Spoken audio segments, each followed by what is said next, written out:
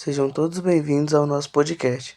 Eu me chamo Janderson Torres e hoje vamos falar um pouco sobre o ensino da história no estado do Goiás, explicando como iniciou, como era organizado e como era passado para os estudantes. Nossa equipe é composta por Ana Luísa, Arthur, Cauã e Ruth.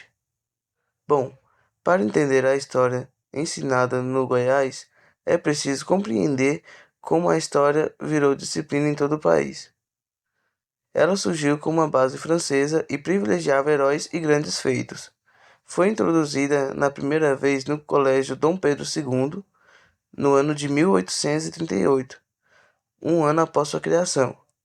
Lá estudavam a história universal, dividida em antiga, média, moderna e contemporânea. O eurocentrismo era uma marca clara da disciplina, de modo especial a França. A história do Brasil vagamente mencionada, visto que a Europa era privilegiada.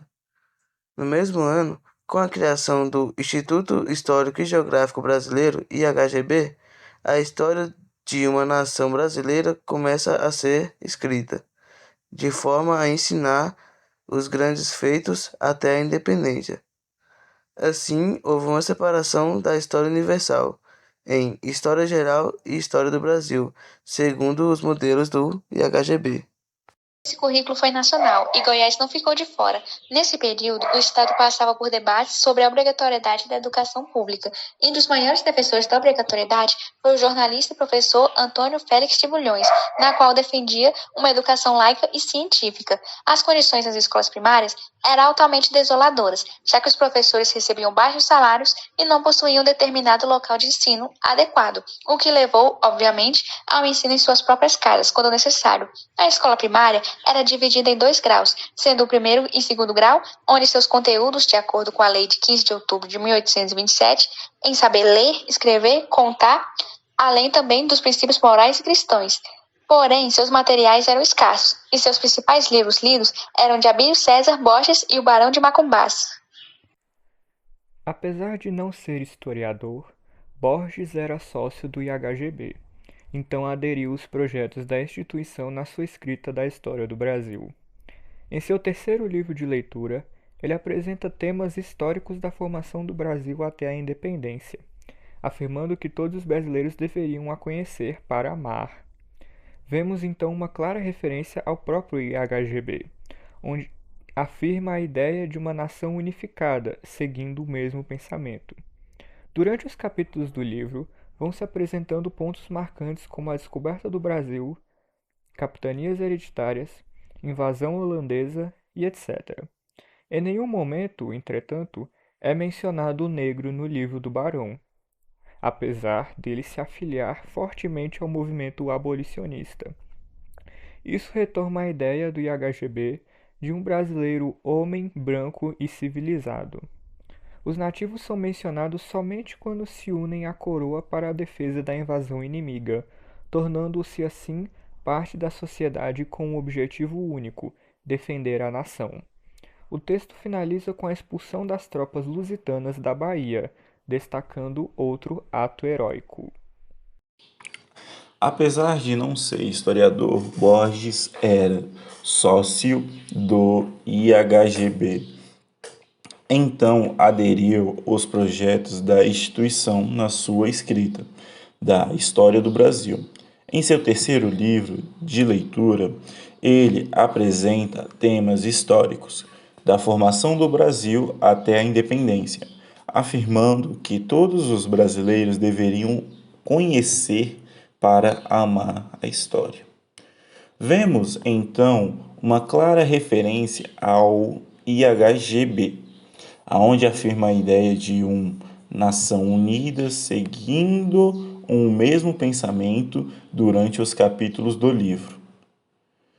Vão ser apresentados pontos marcantes como a descoberta do Brasil, capitanias hereditárias, invasão da Holanda e etc.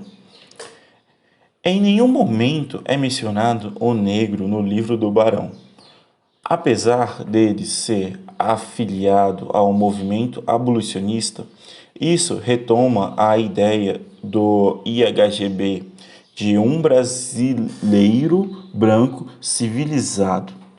Os nativos são mencionados somente quando se une à coroa para a defesa da invasão de inimigos, tornando eles parte da sociedade com um único objetivo: defender a nação.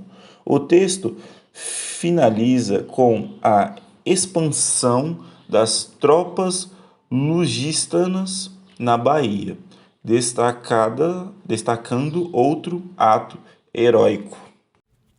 A história só foi começar a ser pensado com o americano do Brasil em seu livro Súmula da História de Goiás, em 1931.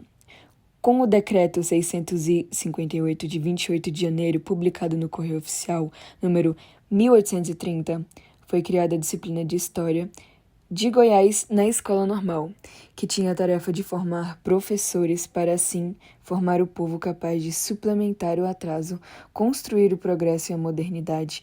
No relatório de 1933, existiam apenas 6 escolas normais, o que, no contexto, era perfeito para a construção do projeto. As oligarquias também tinham como o objetivo criar o registro e o ensino de uma nova história do Estado para lutar contra o atraso histórico vivido. O método de ensino seguia mais uma vez o IBGE, onde deveria ser estudado grandes personagens e feitos do Estado para formar um patriotismo regional, e não só nacional. Assim afirmavam que deviam se conhecer a história para cumprir sua parte na reconstrução da própria história e do Estado. Dessa forma, percebe-se que a disciplina foi fundada para se separar de um passado atrasado e estereotipado do estado de Goiás, para formar uma nova visão regional. Nesse podcast, podemos perceber como o ensino da história no estado do Goiás sempre esteve conectado aos altos interesses do poder, seja no século XIX ou XX. A formação da história como fundadora de uma nação e de uma modernidade sempre esteve presente e ainda precisa se separar dessa ideia nos dias atuais.